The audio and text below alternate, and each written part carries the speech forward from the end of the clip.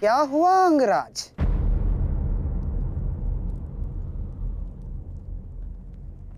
सूर्यदेव से आप ये प्रार्थना तो नहीं कर रहे हैं कि वो उदित ही ना हो? अर्जुन को दिया वचन आपको पूर्ण करना होगा अंगराज।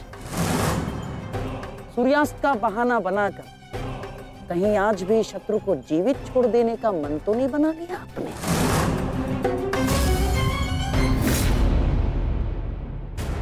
कभी कभी मौन रहने से प्राण बच जाते हैं। अब एक और शब्द अपने मुख से निकाला तो युद्ध आरंभ होने से पूर्व ही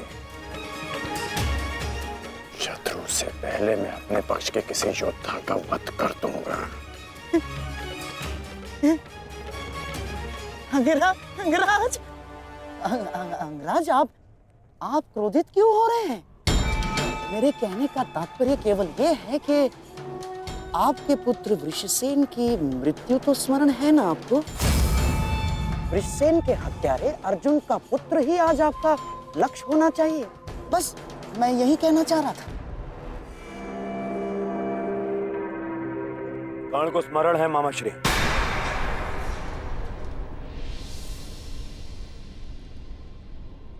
और मुझे भी।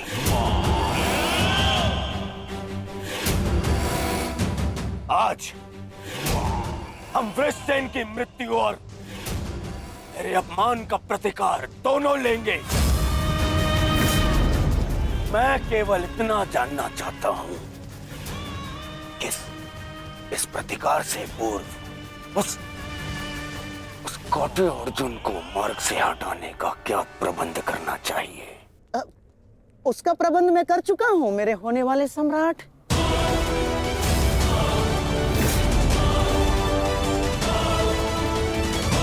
महाराज, त्रिगत नरेश सुशर्मा अवसर का लाभ उठाने के लिए एक विशाल सेना के साथ विराट पर आक्रमण करने जा रहे हैं। विराट नगर को सहायता की आवश्यकता है। शीघ्र कुछ कीजिए। मुझे शीघ्र ही विराट प्रस्थान करना होगा। किंतु महाराज, इतने कम समय में आपका विराट पहुंचना असंभव है। केवल वासुदेव में ही वो क्षमता है जो वायु गति से रथ चलाकर अर्जुन के साथ वहां पहुंचे।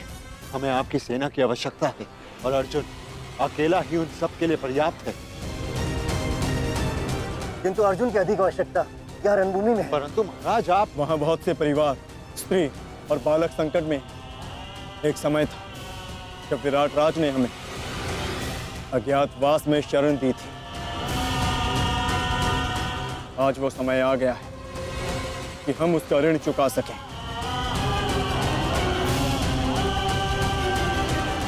और फिर अभिमन्यु भी तो यहाँ है। मुझे इस पे पूर्ण विश्वास है। और मैं आपको विश्वास दिलाता हूँ पिताश्री कि युद्ध भूमि में आपकी कमी शत्रु को अनुभव नहीं होगी। जब आप सुशर्मा का नाश करेंगे तो आपके पुत्र की शौर्य की कीर्ति आपका स्वागत करेगी। चलिए माता, विराट की ओर प्रस्थान करें। जैसी रथी की इच्छा और जैसी महारथी की आकांक्षा।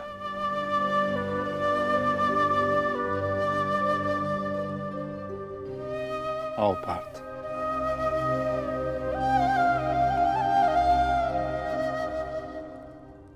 बधाई हो मेरे होने वाले सम्राट। अर्जुन रणभूमि छोड़कर विराट के लिए प्रस्थान कर चुका है।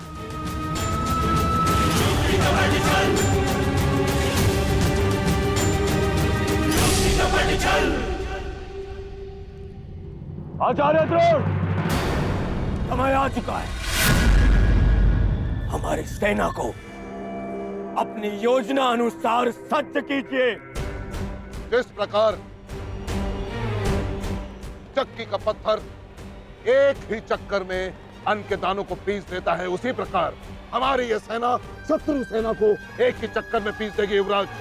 और अपनी सेना के नाश को रोकने के लिए आएगा वो वो महावीर अभिमन्यु, और वहां हम उसके प्राण फाड़ लेंगे, जिसमें मुझे अपने बाणों के चक्र में फंसाया था। आज वो फंसकर मरेगा हमारे चक्रव्यूह में। युद्ध का 13वां दिन।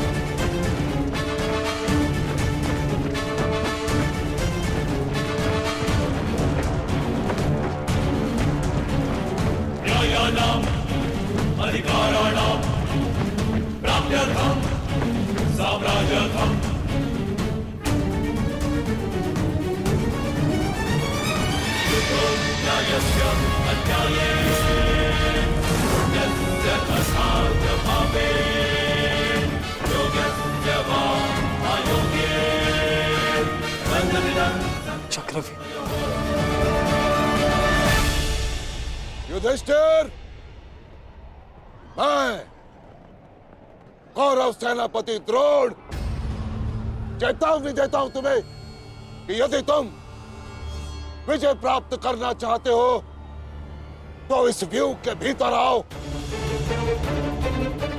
और यदि तुम इस व्यूह को तोड़ने में सक्षम रहे तो हम अपनी पराजय स्वीकार कर लेंगे, और यदि नहीं तो तुम अपनी हार स्वीकार कर लेना। सुना तुमने?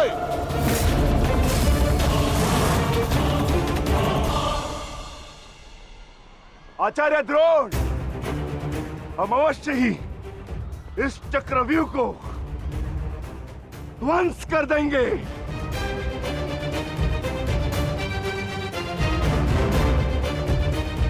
यह संभव है। चक्रव्यूह युद्ध का सबसे कठिन और सबसे विनाशकारी व्यूह है। इसका हल केवल अर्जुन के पास है।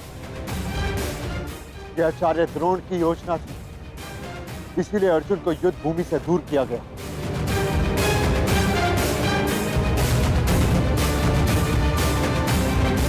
कोई तो मार्ग होगा।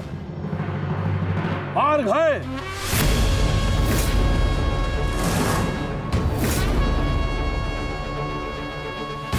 मैंने भी उसी आचार्य भारद्वाज से चक्रव्यूह भेदन सीखा है, जिस आचार्य भारद्वाज से उस द्रोण ने चक्रव्यूह की रचना सीखी।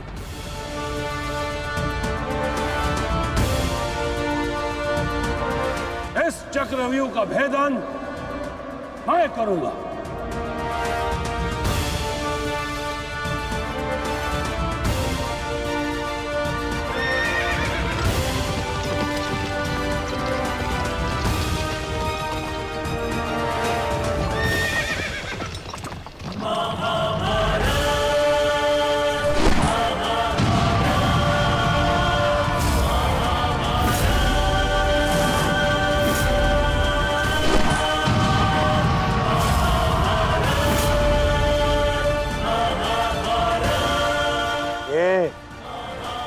क्या है आचार्य? पांचाल नरेश द्रुपद तो इस व्यूह को तिनके की तरह तोड़ते हुए आगे बढ़ रहे हैं। भूल गया वीरराज कि मैंने और इसी द्रुपद ने मेरे पिताश्री के आश्रम में इस चक्रव्यूह का अभ्यास किया था।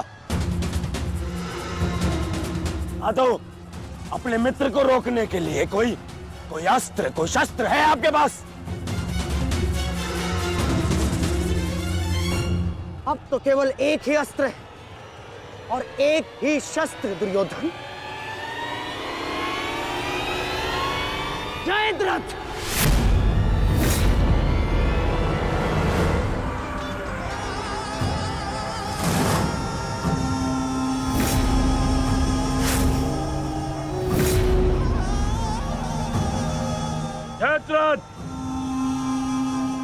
कदाचित द्रौपदी के पतियों द्वारा किया गया अपमान भूल गए हो तुम। इसीलिए द्रौपदी के पिता के समक्ष उपस्थित हुए हो। आज द्रौपदी के पति हो या उसके पुत्र, कोई मुझे नहीं रोक सकता।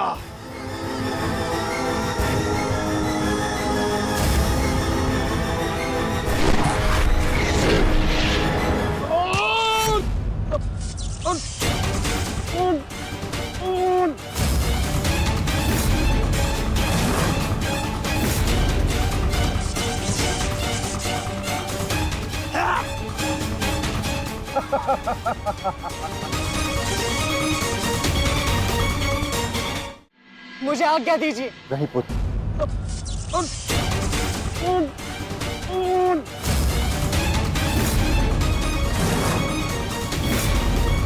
आगे बढ़ो पांडवों, अन्यथा अपनी सेना का विनाश देखो।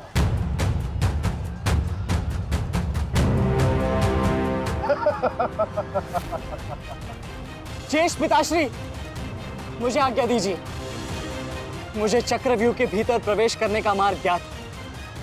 मैंने पिताश्री से सुना था कि ये मैं कर सकता हूं। नहीं अभिमन्यु, मैं तुम्हें इसकी अनुमति नहीं दे सकता। धर्मराज ठीक कह रहे हैं। आचार्य ने कुछ सोच समझकर ही इस व्यूह की रचना की है। अब इसे शक्ति का सम्मिलित प्रहार ही तोड़ सकता है। मैं और भीम मिलकर प्रहार करेंगे।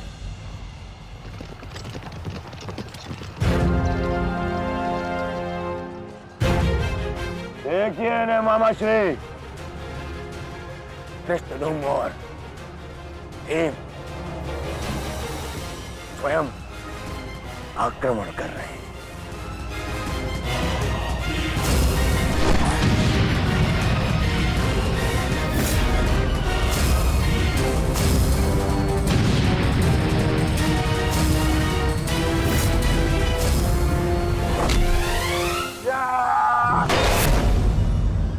आज इनके हरेक प्रहार का उत्तर है जयद्रथ।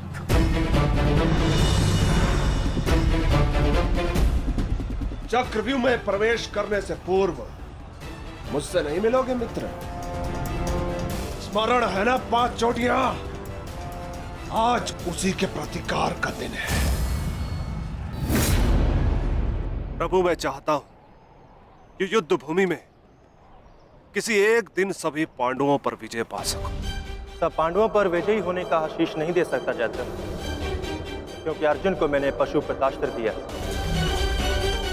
मेरा ही वरदान मेरी ही शक्ति को छीन नहीं कर सकता। इसलिए केवल अर्जुन को छोड़ जिस दिन तुम चाहोगे, शेष संसार के समस्त योद्धाओं के समक्ष तुम अपराजय रहो। आगे बढ़ो भीम, आज मेरी गदा का स्वाद भी चक्कर देखो।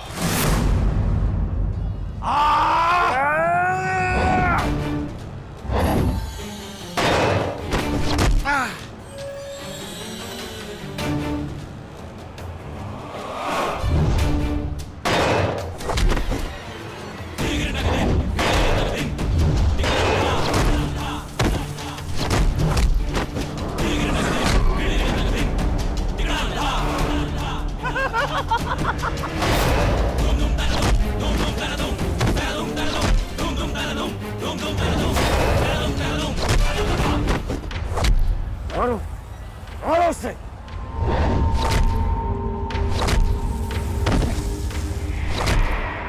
ताजश्री, आप ऐसा कैसे होने दे सकते हैं? ताजश्री भीम और मामा धृष्टद्युम्न में शक्ति है, परंतु चक्रव्यूह को शक्ति से नहीं, युक्ति से तोड़ा जा सकता है। मुझे आज्ञा दीजिए। नहीं पुत्र, भविष्य के लिए वर्तमान को दांव पर लगाया जा सकता है, परंतु वर्तमान के लिए भविष्य को खोया नहीं जा सकता।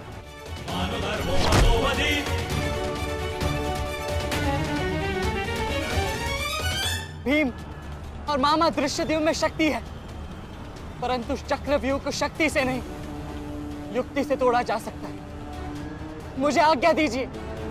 नहीं पुत्र, भविष्य के लिए वर्तमान को दांव पर लगाया जा सकता है, परंतु वर्तमान के लिए भविष्य को खोया नहीं जा सकता। एक दांव लगाने के दोष के कारण मैं आज इस महायुद्ध में खड़ा हूं। मैं दूसरा दांव नहीं लगा सकता अभिमन्यु। परंतु आज यदि चक्रव्यूह को तोड़ा ना गया तो हम ना केवल हार जाएंगे बल्कि मेरे पिताश्री का सर भी झुक जाएगा। आपने वो दांव लगाकर सर झुकाया था और मैं ये दांव खेलूंगा अपने पिताश्री का सर ऊंचा रखने के लिए। मैंने उन्हें वचन दिया था कि युद्ध भूमि में शत्रु को उनकी कमी अनुभव नहीं होगी और मुझे शत्रुओं को वीर अर्जुन के रक्त का तेज दिखाना है। इसीलिए आज्ञा दीजिए ताजरी, और फिर मैं अकेला कहाँ हूं? चक्रव्यूह में मेरे प्रवेश करते ही आप भी मेरे पीछे पीछे अंदर आ जाइए। मैं मार्ग बनाऊंगा और आप चक्रव्यूह को ध्वंस कीजिएगा। सोचिए मत, समय नहीं है ताजरी। आशीर्वाद दीजिए।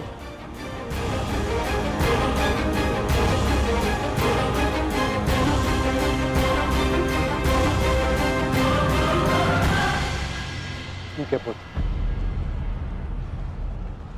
किंतु सतर्क रहना। हम तुम्हारे पीछे ही रहेंगे। आगे बढ़ो।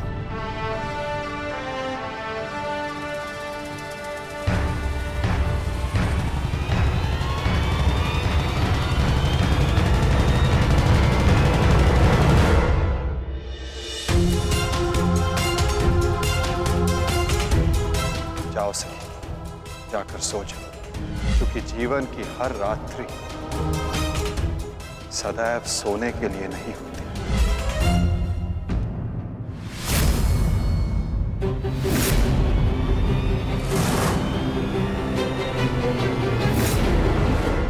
मेरी सुरक्षा के लिए माता यज्ञसेनी का आशीर्वाद है मेरे साथ, और जब तक ये मेरे साथ है मुझे कुछ नहीं हो सकता।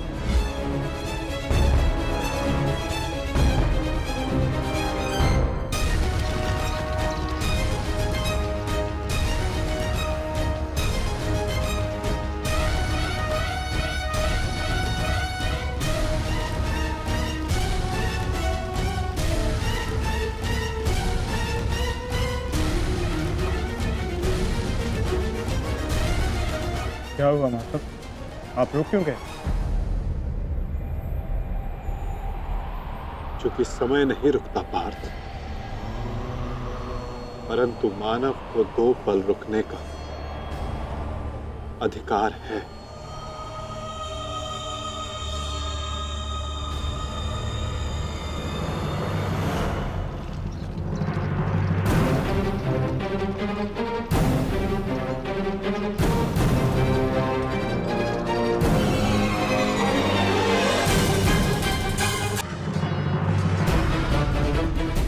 सारथी, आगे बढ़ो।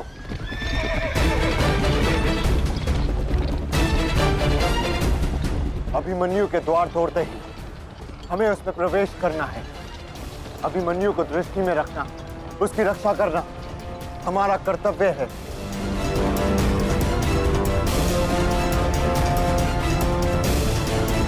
आ बालक, आ महारथियों, ऐसी मृत्यु देने से कि इसकी चित्कार उन पांडवों के हृदय को चीर देगी। और स्मरण रहे, सरल मृत्यु नहीं देनी है इस अभिमन्यु को।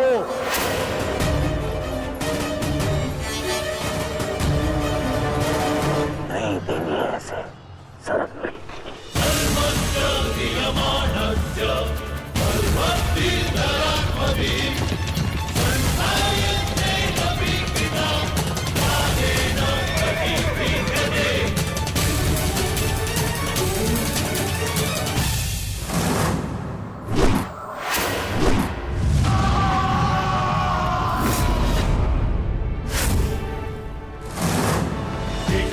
ताजश्री, मुझे मार्ग मिल गया है। इससे पहले कि द्वार बंद हो जाए आप शीघ्र ही मेरे पीछे आइए। सारथी, शीघ्रता करो। शीघ्रता करो सारथी, शीघ्रता।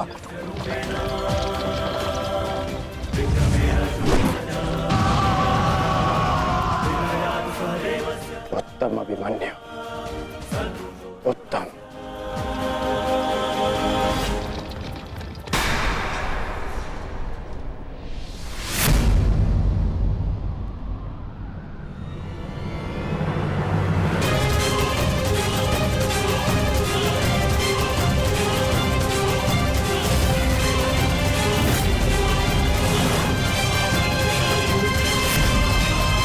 एक बार तुम्हें क्षमा कर दिया था, किंतु अब नहीं।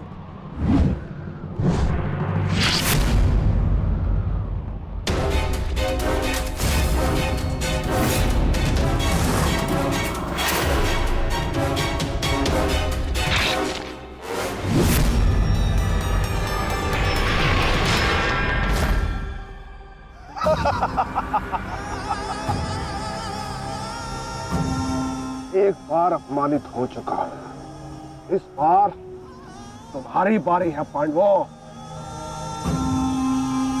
महादेव का वरदान सफल रहा। आज इस युद्ध भूमि में केवल मेरा शासन होगा, मेरा। केवल अर्जुन के अतिरिक्त कोई मुझसे जीत नहीं पाएगा पांडवों। और आज सिर्फ एक ही मृत्यु होगी।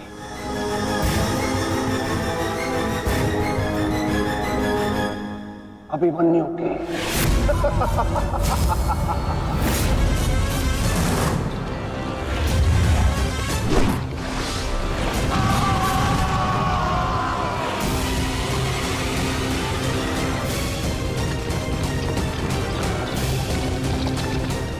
ये चक्रव्यूह तुम्हें पराजित करने के लिए नहीं है मूर्खों। ये तो उस अपमान का प्रतिकार था जो कल अभिमन्यु ने युवराज दुर्योधन के साथ किया था। उसने दुर्योधन का मान हरण किया था और आज वो उसके प्राण हरण करेगा।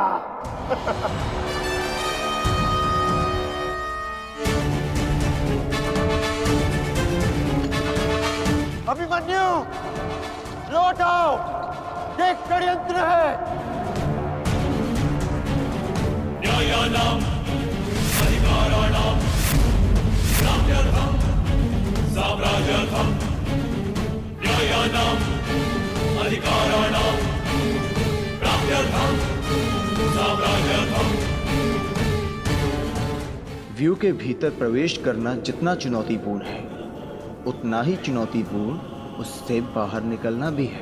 और यदि बाहर निकलने का मार्ग मनुष्य को नहीं पता, तो उस मनुष्य का अंत निश्चित है।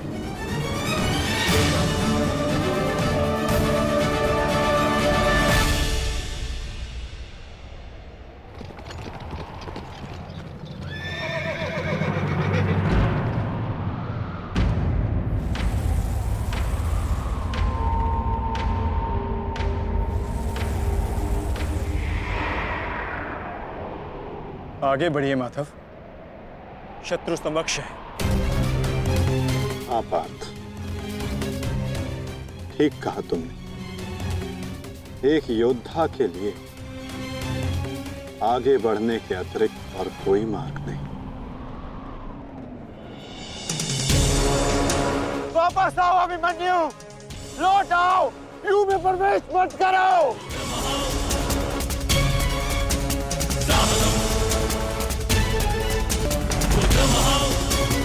मेरे लिए अब लौटना संभव नहीं था श्री। यदि हमने इस चक्रव्यूह को नहीं तोड़ा तो हम ये युद्ध हार जाएंगे, और मेरे रहते ये संभव नहीं। समझने का प्रयत्न करो पुत्र, ये सब तुम्हें घेर कर तुम्हारे प्राण लेना चाहते हैं। लौट आओ अभिमन्यु, लौट आओ। एक योद्धा मृत्यु के भय से पीछे नहीं हटता था श्री। वो आगे बढ़कर मृत्यु का वरण करता है, और आज मृत्यु को भी अर्जुन पुत्र के बाणों का तेज सहना होगा।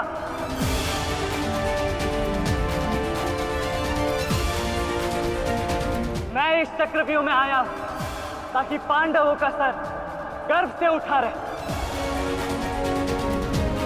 और विश्वास कीजिए ताक्षरी, यदि मेरा सर भी कट जाए तब भी आपका सर गर्व से उठा रहेगा।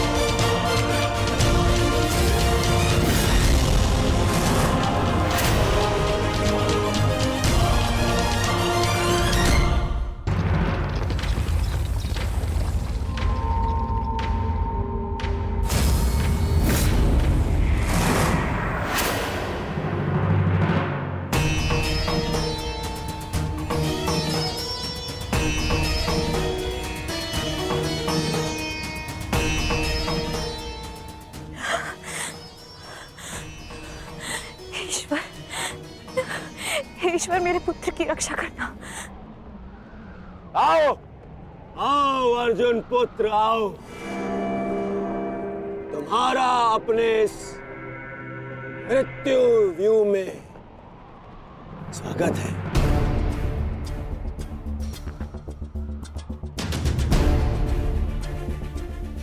एक वीर योद्धा से सुना था मैं, हे मृत्यु तैयार यदि तू आने को, प्रसन्न मुखा द्वार खुला है तेरा स्वागत, प्रसन्न मुखा।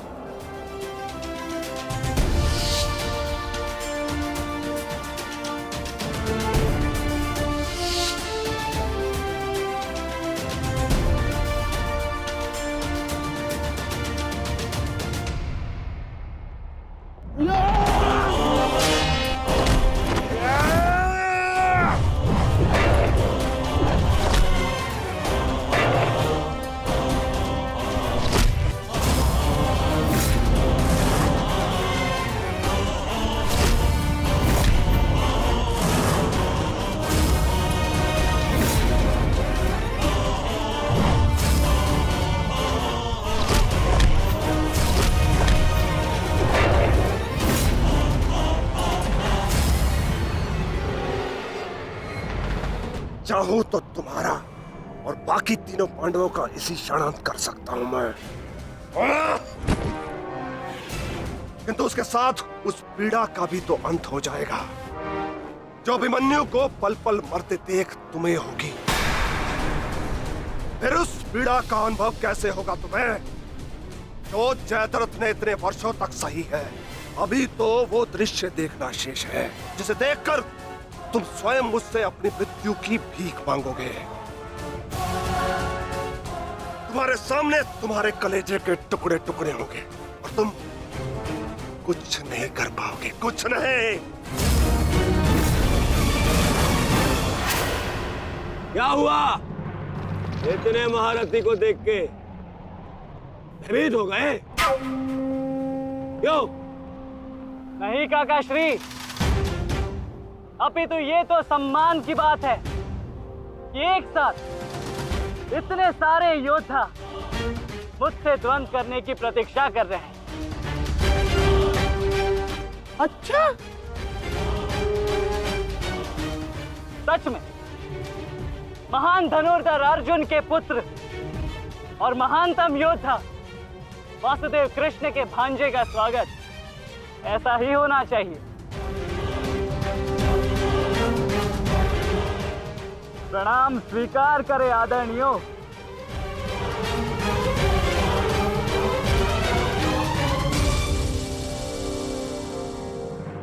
अपनी सीमा में रहो बालक। जितना कम अपमान करोगे उतनी ही कम पीड़ादायक मृत्यु मिलेगी तुम्हें। जितना जीवित रहूंगा उतनी हानि करूंगा,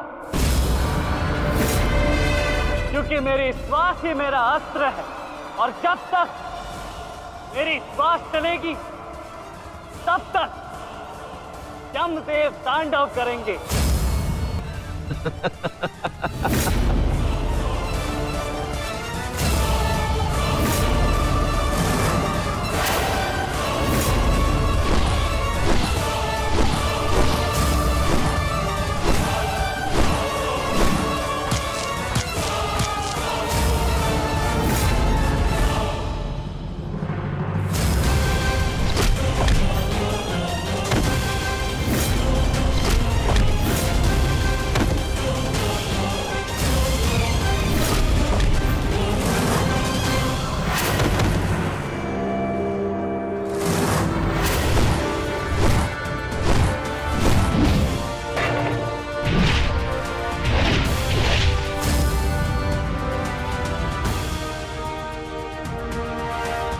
कुछ स्मरण हुआ काकाश्री?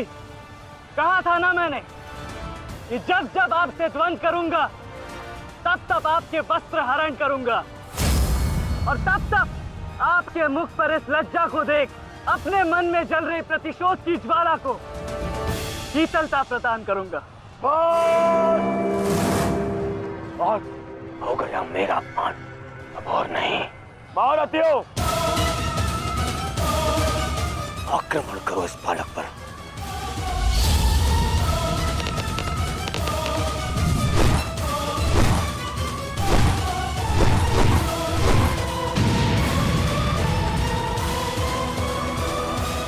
एक क्या रहे, अपने धर्म का पालन कीजिए, मेरा प्रतिशोध लीजिए, आक्रमण कीजिए आचार्य।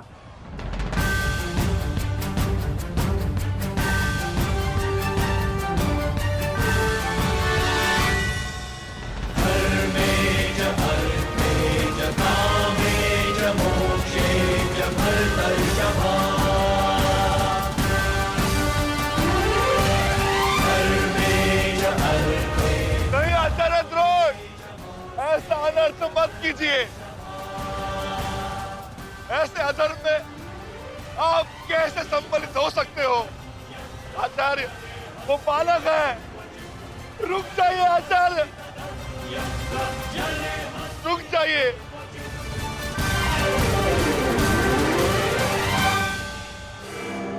अपना दिया वचन स्मरण है ना पिताश्री? इस बालक की शक्ति इस रथ में है, जो इसे सुरक्षित की हुई है। आचार्य, इस बालक को रथ विहीन कीजिए।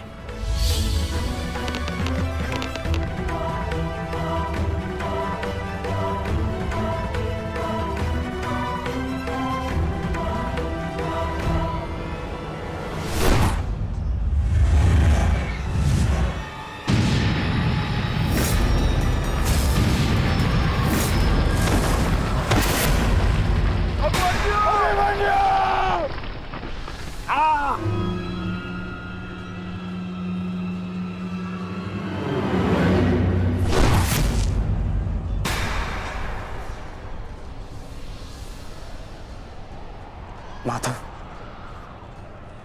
मुझे कई बार चोट लगी, परंतु इस चोट की पीड़ा का भान मेरे मन को विचलित कर रहा है। कहीं ये कोई संकेत तो नहीं?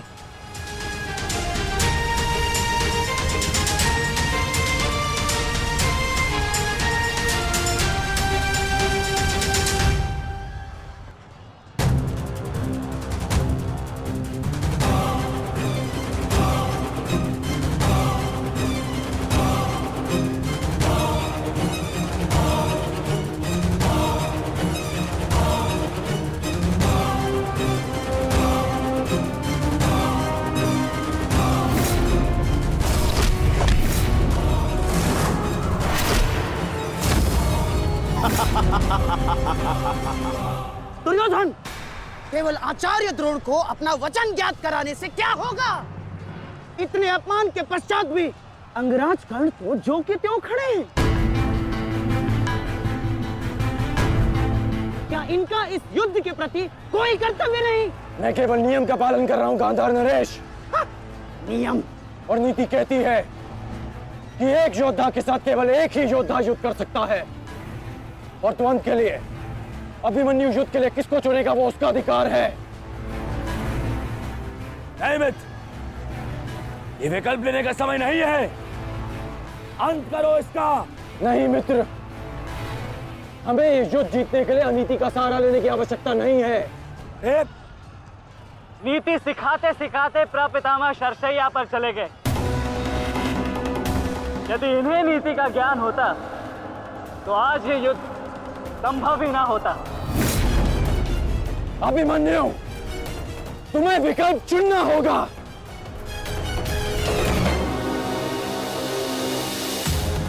तो फिर मैं आप सबको वन के लिए चुनता हूं।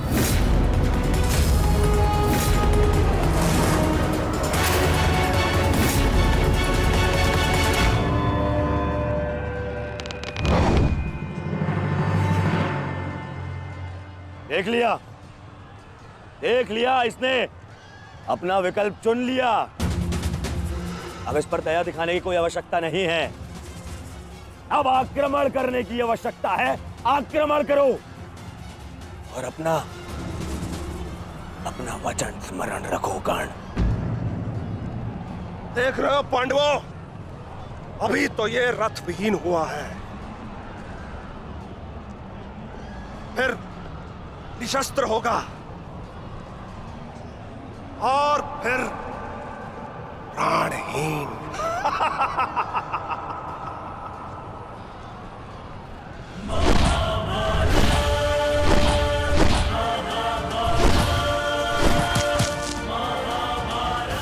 ये क्या कर रहे हो? धनुष विहीन करो इसे।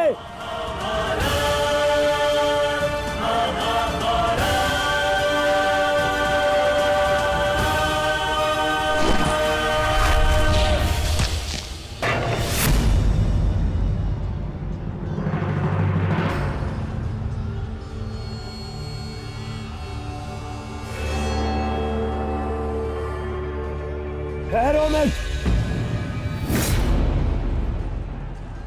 स्मरण रहे, इससे इतनी सरल मृत्यु नहीं देनी है। सूर्यास्त होने तक इसकी श्वास इससे अलग नहीं होनी चाहिए। अबे इसमें बहुत पीड़ा सहनी शेष है। मित्र, ये एक योद्धा है, इसे योद्धा की मृत्यु दो। अरे योद्धा नहीं है ये, उन भगोड़े पांडवों का मैला रक्त है। इसे बहना होगा। मित्र जागो, जागो मित्र, और प्रहार करो।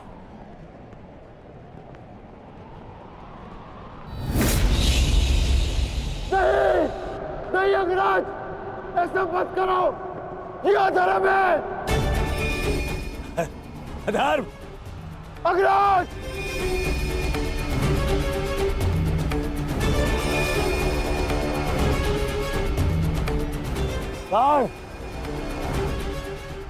स्मरण करो, स्मरण करो कैसे इन पांडवों ने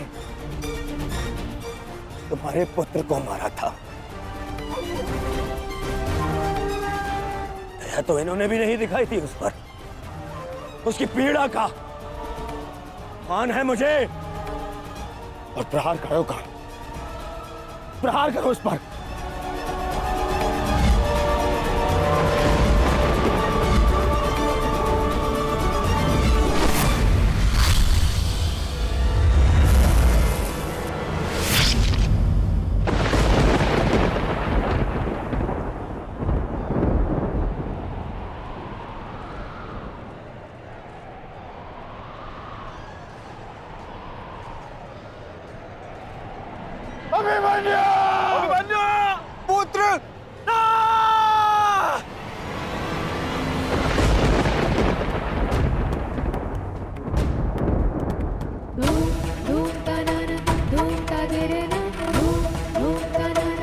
क्या हुआ माताश्री?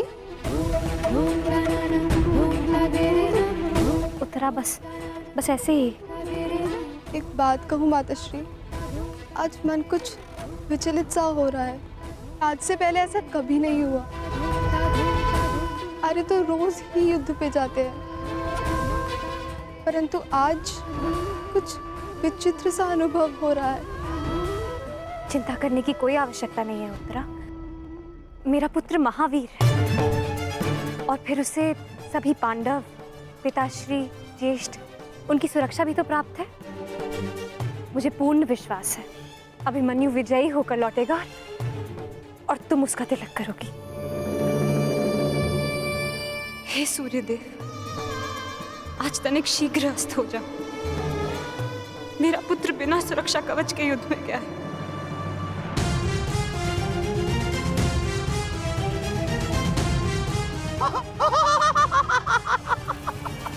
बालक, तुम्हें सबके साथ युद्ध करना था ना? करो, बनाइए।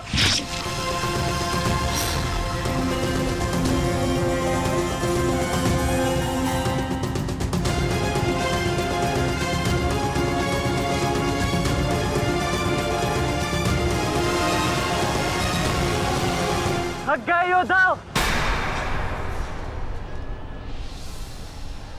मेरी चुनौती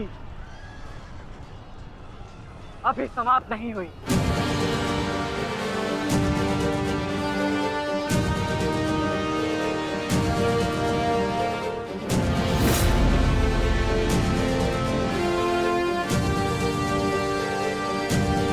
आचार्य द्रोण, देख क्या रहे? प्रहार कीजिए इस पर।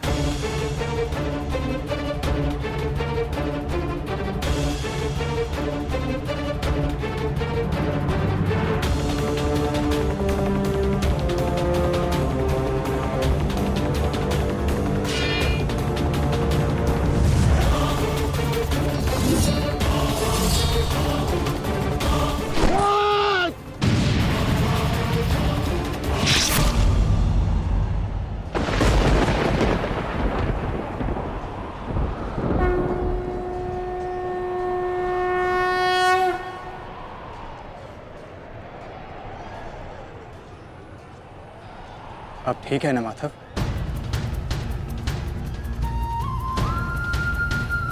आपको कोई क्षति तो नहीं पहुंची? युद्ध में तो क्षति पहुंचती ही है पार्थ, किंतु इस पीड़ा को सहना एक योद्धा का कर्म और धर्म होता है। समय की मार को तो स्वयं ईश्वर भी नहीं टाल सकते। त्रिगर्ता सेना का नाश करो पार्थ।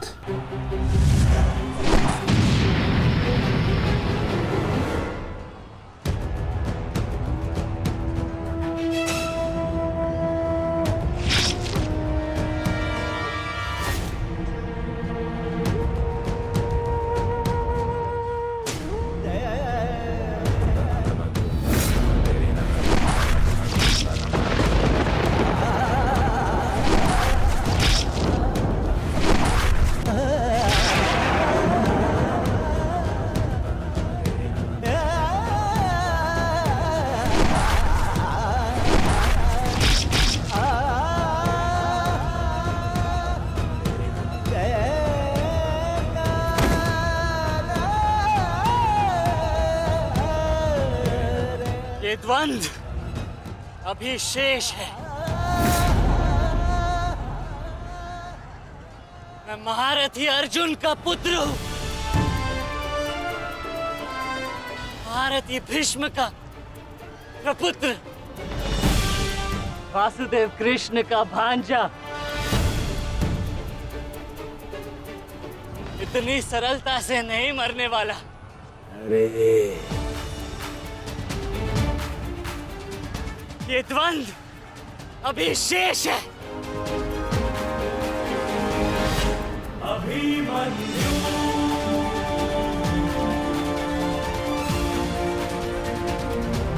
अभिमन्यु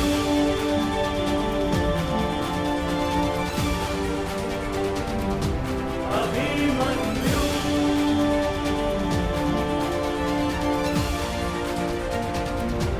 अभिमन्यु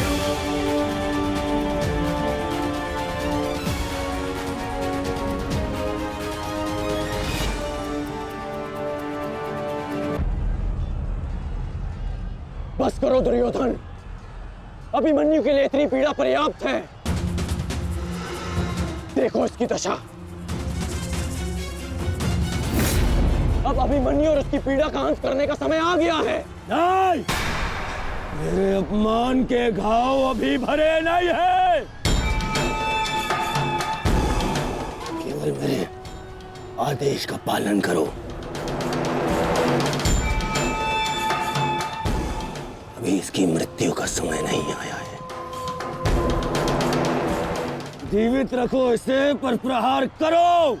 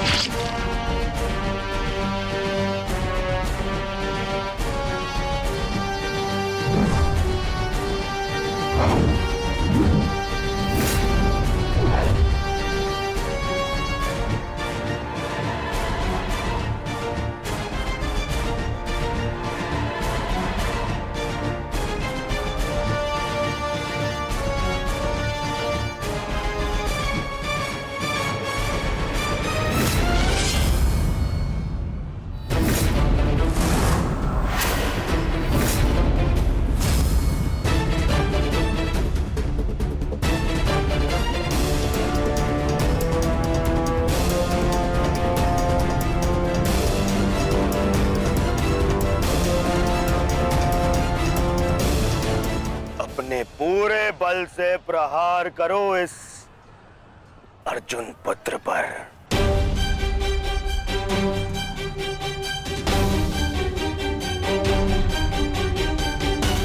और स्मरण रहे,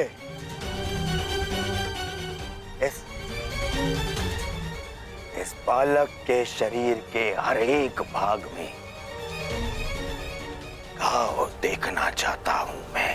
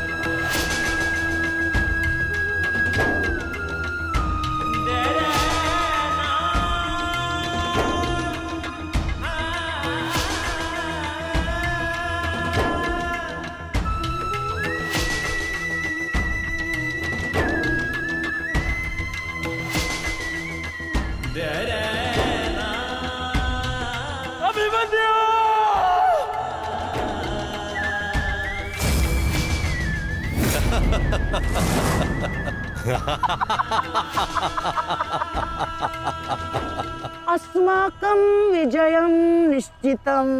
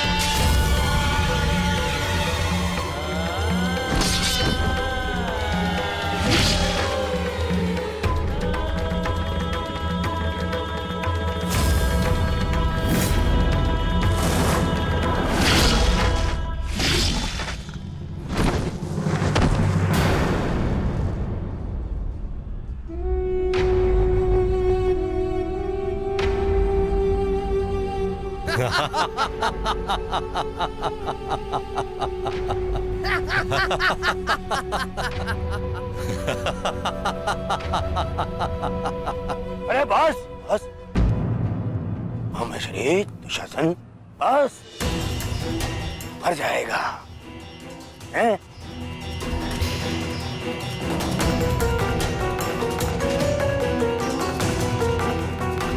क्यों? इस बात की प्रतीक्षा है? इतना पर्याप्त नहीं? चल एक मांग मुझसे, मैं तुझे मृत्यु दूंगा भीख में। आजा, मांग भीख। बड़ों के समक्ष हाथ भीख के लिए नहीं, आशीर्वाद के लिए बढ़ाते हैं काका श्री।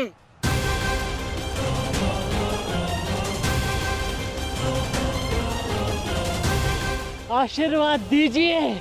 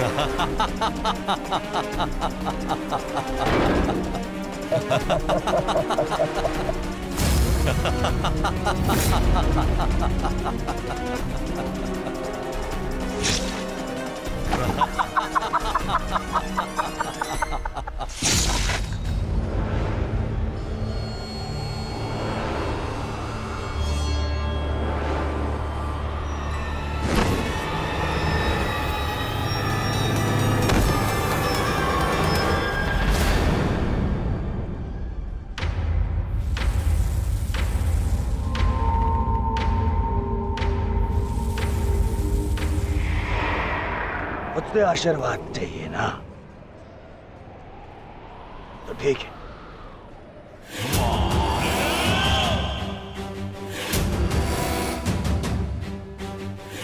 नहीं दुर्योधन, जाने दो उसे। ऐसा मत करो दुर्योधन, ऐसा मत करो।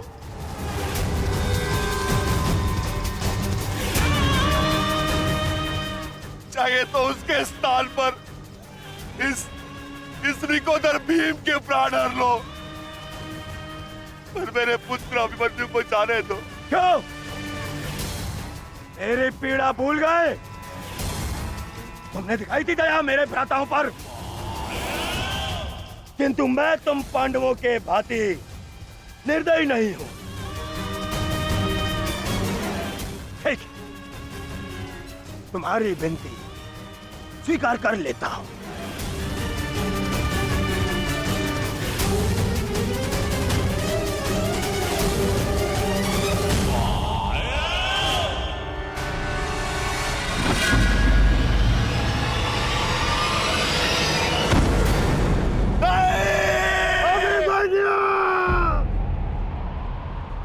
आओ, आओ मुझसे भीख मांगो।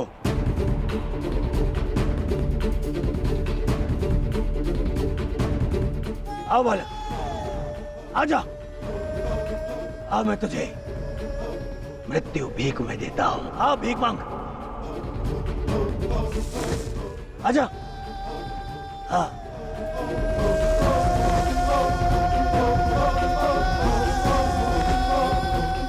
तुझे मुक्त कर दूंगा। मांग, मांग मुझसे भीख मांग।